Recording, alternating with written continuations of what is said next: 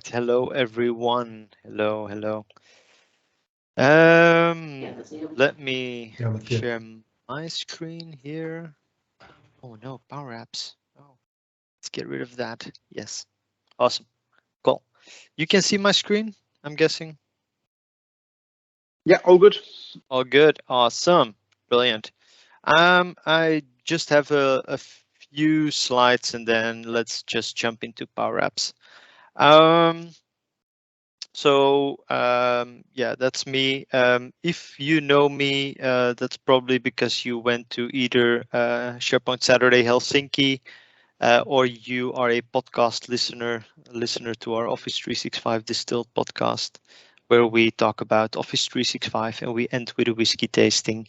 And most of the time we already did a little whiskey tasting before we were recording, so it's always lighthearted. So I'm an Office Apps and Services MVP. I'm pretty new in the world of Power Apps. The reason why I wanted to do this session was that I have a customer, and that customer is the University of Amsterdam. Just a few 10,000 people, and they actually wanted to build a Power App with me. And then I said, I don't know anything about Power Apps. And then they said, yeah, but we still want you to do it. So then I said, okay. And I've got a colleague coming over in about 15 minutes to actually show you a little bit of what we've done and why we went to components and why we went to those properties. So that's kind of what I want to go to you. So this is the little demo that is gonna come later on. So first of all, and let me jump back into our call here. Can I get a little show of hands of people that have been working with components and with properties of the components? So maybe you can just raise your hand and then raise it back down so that I can see who has been working with it. Few people. Good. All right. So if you are, what are you doing here? No.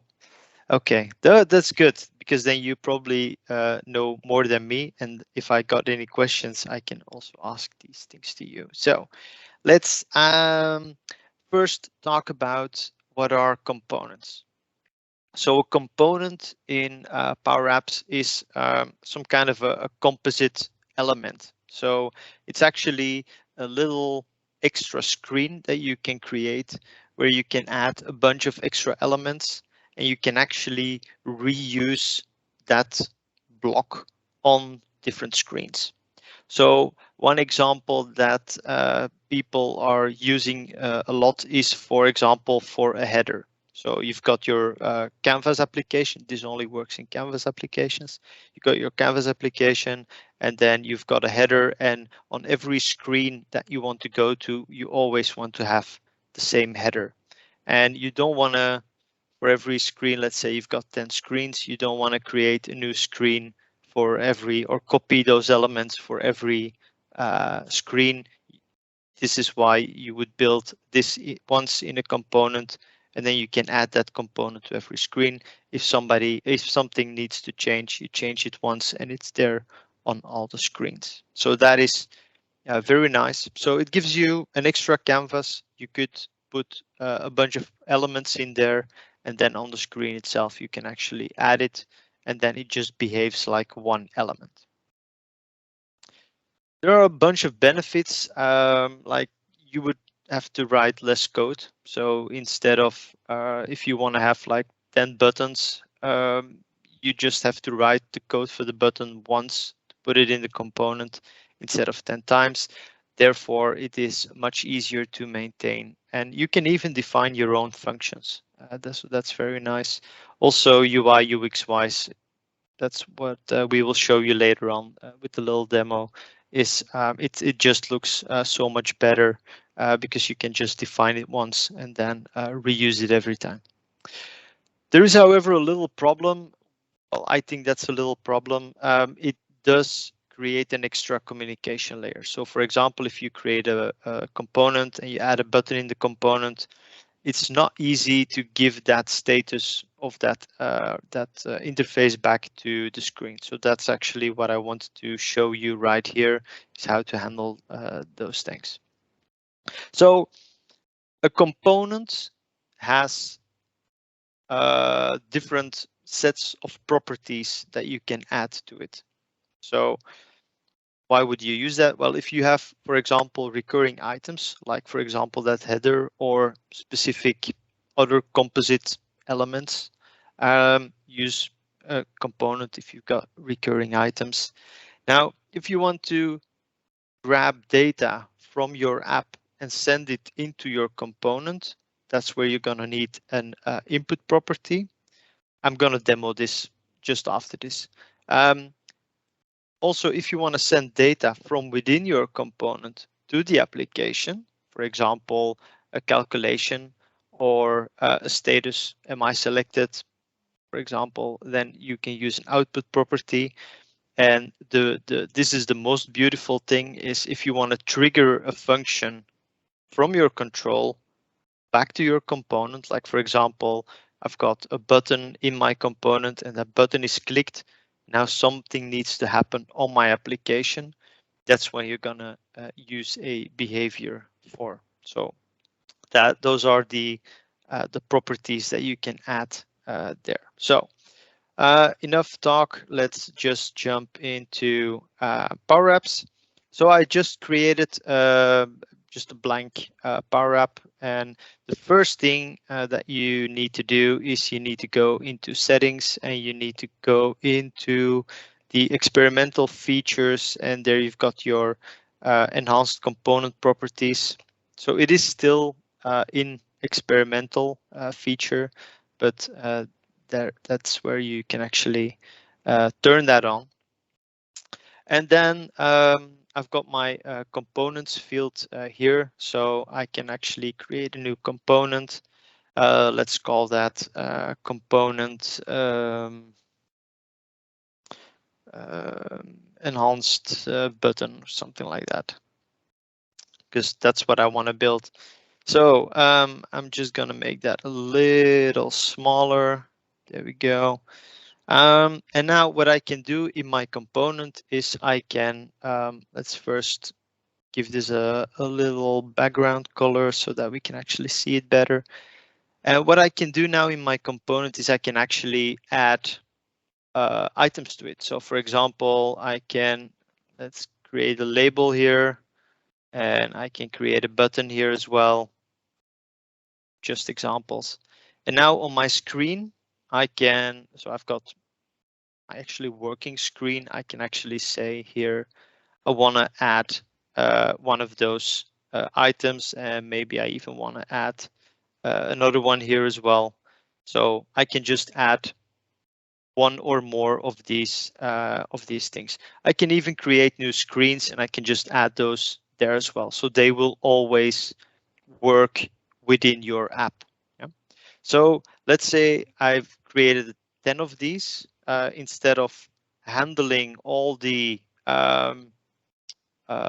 code behind for all these things 10 times, I can actually, when I put it in a component, I just have to manage that once. Yeah. Now, that's the beautiful thing of a component, but we are here to mainly talk about the properties that you can work with within that component. So within my component, when I go to that component level, I've got this field here called custom properties, and I can actually create new properties. So I already talked about input property, output property, and behavior property. So input properties, when I have data from my application that I want to put in my component. The output is when I have something in my component that I want to send out of my component back into my application. And there's a third one that's called a behavior, and that is actually a function, custom function that I can trigger, and that can be handled outside of my application. So There is a question. Okay, sorry about that. I can't see it. I just have one screen. So yes, question. Mantas, go ahead. Or is your hand just otherwise? Because it's still raised from. Yeah. Yeah, I Okay. think It's a false leftover. alarm. A False alarm. leftover hand. Yes. Okay. Cool. So, for example, maybe this should be a title. Let's say this is a title. So let's make that a little bigger. So what I want to do is I want to set a title from my application. So for that, I will create a new input property, and I will call that my input title. It's going to be input, it's going to be text. And now these are two very useful features. Yeah. So the parameters, that's the easiest one. So what I can do is I can create one or more parameters that I could also add to my custom property. Yeah. Now I just want to keep things nice and simple. We don't have a lot of time, so I'm not gonna deep dive into parameters, but this could be super useful. The other one is the on reset. So there is within my component or within the component that you create, there's an on reset function. And you can call that on reset function whenever, for example, something changes. You can also call that from within the app so that you can actually say, okay, now Mr. Component, you need to reset, and then it can actually handle its own functions. So that is also a very useful functionality that you can do. So I've got my input title. So what I can do now here is, for example, in my text, I could say text, and I will add some that input that I will get. So that will be my component enhanced button dot input title. So that's the name of the variable that I just created, and I can just add that here. Yeah. Now that is not very useful because that's just what I did. Now what I can do, for example, here on my screen level is I can say I want to have a text input field. And this text input field, when I'm going to write something in it, I want this text to change. So I'm going to select my component, and I'm going to go into my properties pane. And in my properties pane, you will find that input property that I just created. So you can just use that one.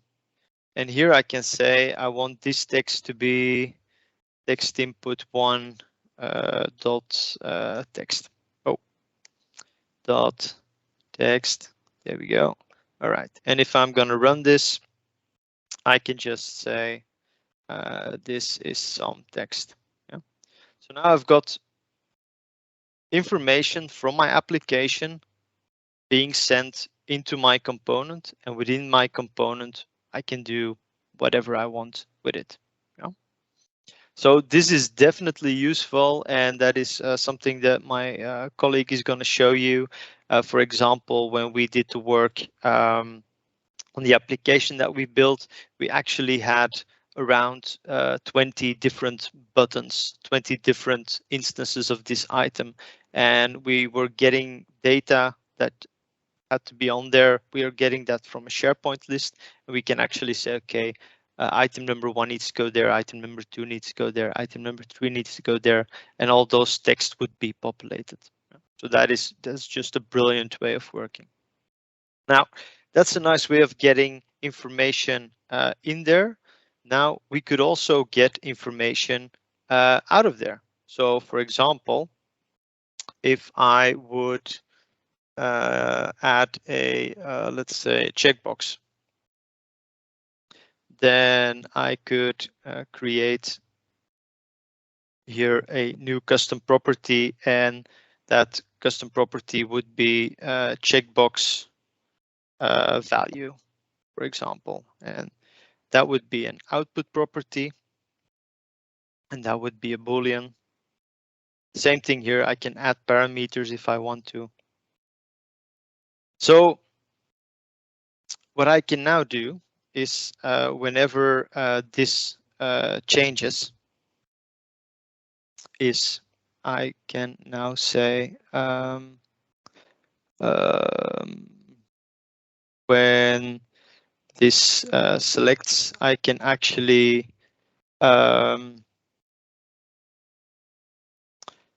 and now I'm just drawing a blank for now. Shit. Oh, sorry, I'm not supposed to swear. Set var checked to ooh, damn, sorry guys, I am drawing a blank of how I need to do this. That's not very good. Happens to the best. Take it easy. Okay. Let's see if this works. Checkbox 1 dot value. All right.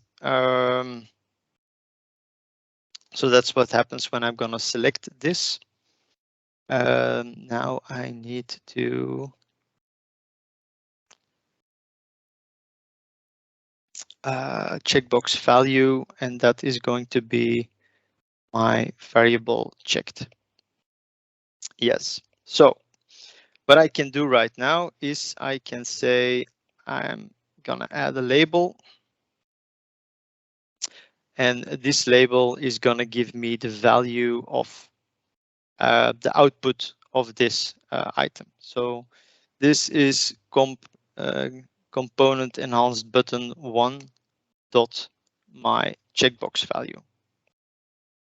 So if I am now going to run this, if I check my option box, then this will turn true and false. Yeah? So that's the way how I can grab information from within my component and send it back to my application. Yeah? So with this, I can send information outside my application into the component. And with this one, I can actually give information from my component back out of there. Marijn, Jari Yes. had a question. Yes. Yes, this is Kotola speaking. Does it matter if those components are located in different screens in your app? No, because you can just reuse them. So if I'll just create another screen, I can just add these components here as well. And they would just behave in the same way. So I could just add whatever I want here in my application and just populate those. Right. Have you any experience using input forms in those components? Not with an input form. You mean like a name, first name, address, and then a Yeah. button that would do something like that? No, I don't have any experience with it, but you could probably use that, and then you could, for example, create an output variable with all these parameters with all the fields that you filled in, perhaps. Or those could be separate separate items as well. Depends on how you want to Thanks roll. for giving me this inspiration. Awesome. Great. That's why we do this. Exactly. Now, do we have already Najib on the call? We have Najib on the call. Yes. All right. In order to preserve some time, let me give my screen to Najib, and then he can just show you what we've done.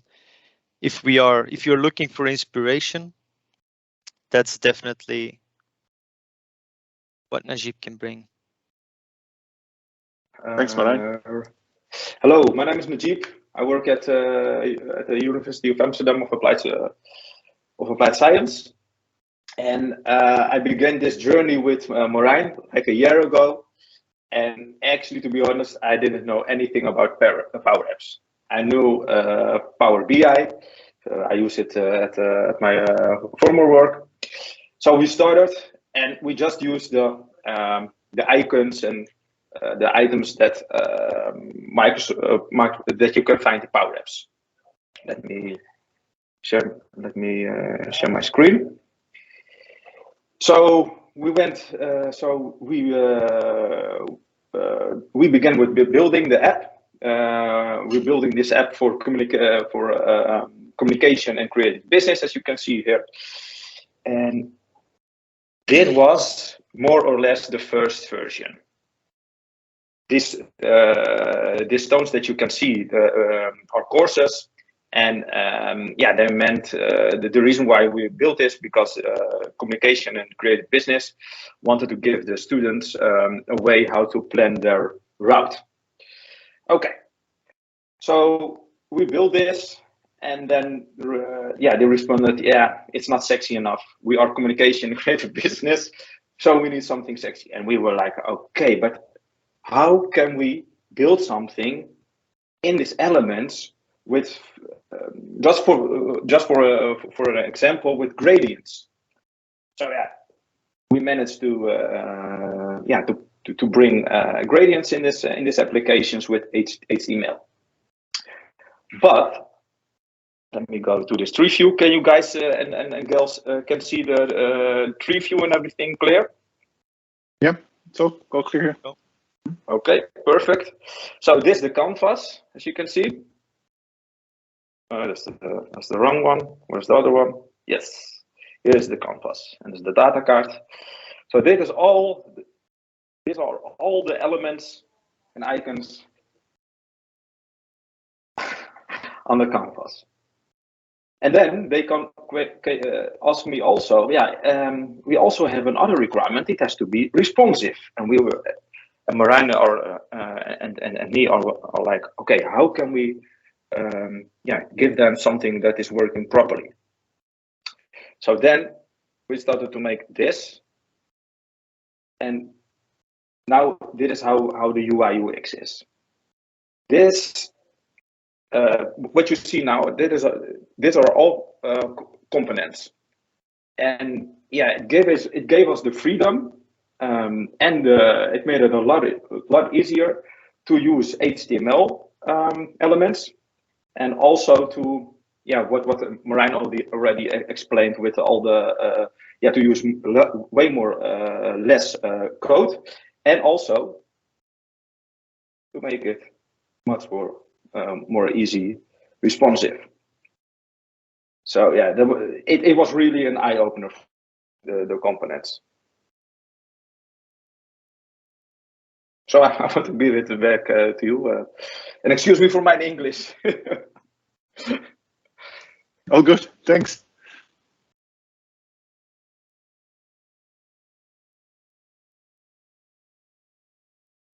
Neem jij weer over, Marijn?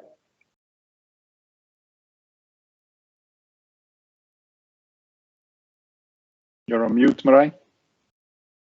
Of course Classic. I am. Yes, classic.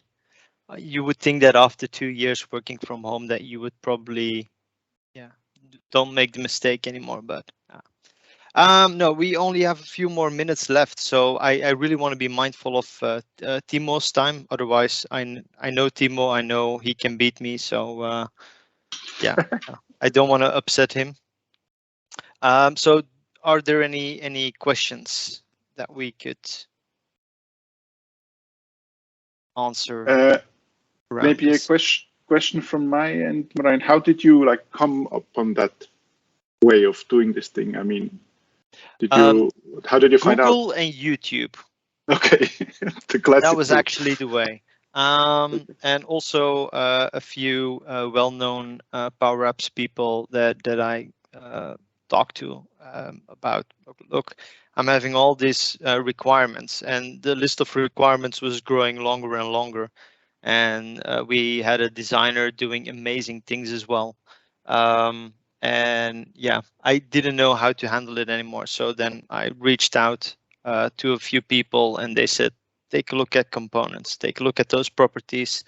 There are actually really good videos about that. There's some really good information to be found around those properties, and it actually made our life so much easier. So instead of 300 elements on a screen, we would only have 30 elements on the screen. Instead of having the same code on every button on the screen like 30 times, we would just have it one time in the component, and we can just call that information from the component. So our life became much easier. The way how we set up those components, it was much more flexible because we know because it's not finished yet, but we know that there's a ton of changes still coming when the users are going to use it.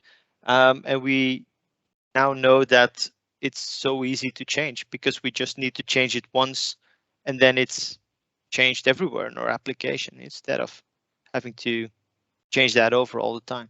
So if you're building a Canvas app, definitely take a look at components and the properties and the enhanced properties, because I only showed you an input and an output property. But if you're going to take a look at the behaviors, so if something happens in my application, if my checkbox is checked, if a button is clicked, if something changes, then I need to trigger something in the application that needs to run. And that is a real beautiful piece of work that they did with from the PowerUp team. Awesome, Marijn. All right. So I would say if you have any questions, feel free to contact me somewhere. You'll probably find me. I'm everywhere. I'm a bit godlike. I'm everywhere.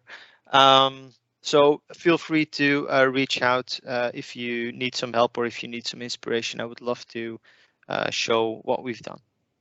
Thank you. Thanks a lot, Marijn, for your very interesting presentation. So